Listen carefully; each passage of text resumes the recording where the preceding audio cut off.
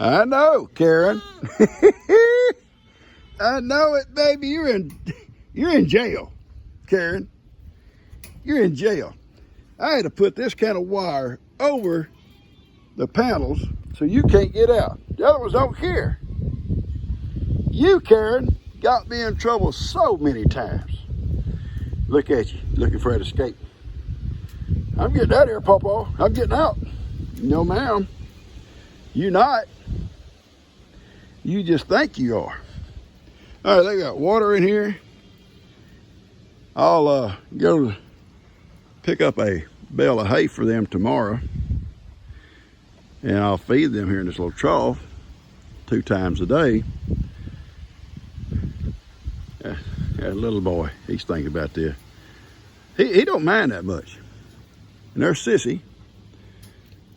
A lot of folks kept saying Sissy, name her Sissy, so I did, little Sissy. Got more names for little Sissy than anybody else. Bunch of good names, but little Sissy. And there comes Sally. Sally's a handful, folks. Sally, she is so independent. See, the thing about Sally, she was a one child. Now, Sissy and little boy were twins. Okay? And, well, Karen there and little Sophia were twins, but I was their mama. But Sally was an independent little kid by herself, do what she wants to do. She set the rules. I think she kind of controlled her mama.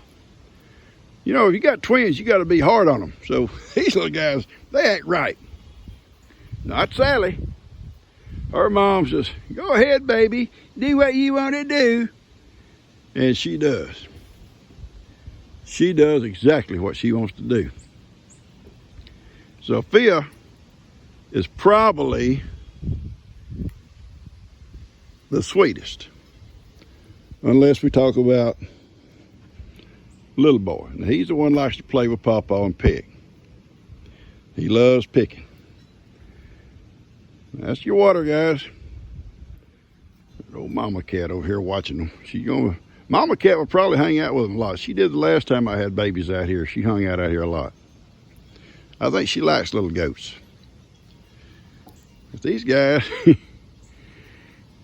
little Sissy will settle down too. They'll all settle down now that they're out here away from mamas and just with me. I'll be their only contact outside this pen.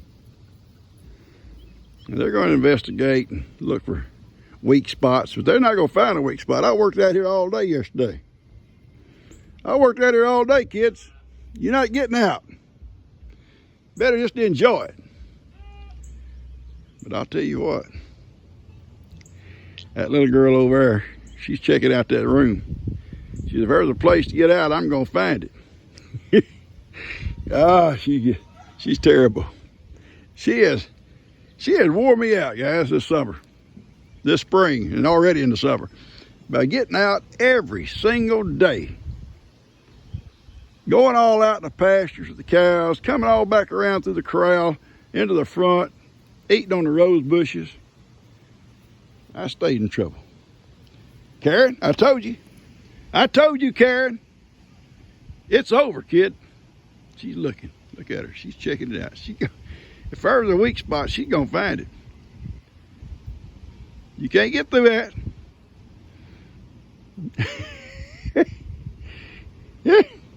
This is going to be good for her, seriously, because she needs to settle down. She can't just go through life, tear it out when she wants to tear it out. All right, I want to let you guys go with this. This has been a good project. A good project. Right, Mama Cat? Mama Cat will make friends with these guys here pretty doggone quick. Yeah, this has been a good project. And this is what I do every year. You know, when I wean my little ones, I bring them in here or into a pen. Now this year, I had to do a lot of work on this pen because of one person. One person, right there. I had to do extra work. Normally, it holds them all. You drop them over in here, you know, and they go right on about their business. They eating good, you know, they'll have hay. Uh-oh. she's gonna check out going over the top. You can't get over the top either, kid.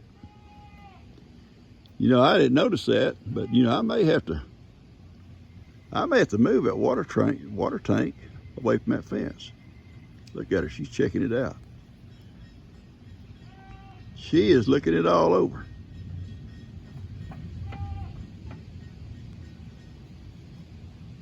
Yep, I may have to do that today. I may have to move that. In fact, I think I will. After lunch, I'm gonna drain that water out and I'll set it out over here somewhere away from that fence. And that'll stop that. That'll stop that, little Karen. Because her up on that top looking up high, she may plan on trying to go over the top. That may be her plans right now. She said, if I can't get out the bottom, I'll go over the top, Pawpaw. You can't keep me in. I love my freedom. I like going with the cows. And they like me, Pawpaw. They like me out there. Well, I'm sure they do, kid. If they didn't, they wouldn't tolerate you. They'd run you off.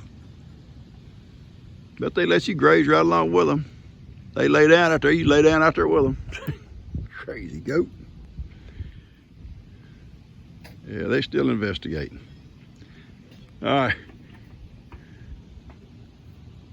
Watch out, Mama Cat, she jumped right on top of you.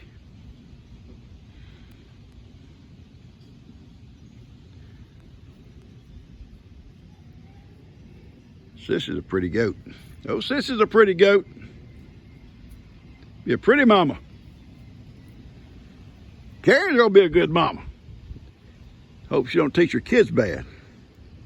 And actually, little Sophia will be a pretty mama too. Be a pretty mama too, won't you, baby? And little boy over there have his own little herd. Won't be these. These are all half sisters. He'll have to have somebody different. I got some over there that's not related to him. And he'll have a little group to himself. He's a good goat. You know, you don't find many goats on their own unless they're bottle fed that will come up to you and play with you, love on you or whatever, but he did. Just like his daddy did. Big boy was the same way. Just on his own, just broke off from the herd, walked over and started hanging out with Pawpaw. There goes old Big Dan through. I give him boys a hard time. I have to. I have to stay up on them. If you ever let them get ahead of you, if you ever let them old kids think they're as good as you are, you're in trouble. You're in trouble. You gotta kind of keep them beat down. Keep them pushed back from the table, so to speak. You can tell by him and old Lester, I didn't push them back from the table. Neither one of them. I guess I didn't push myself back either.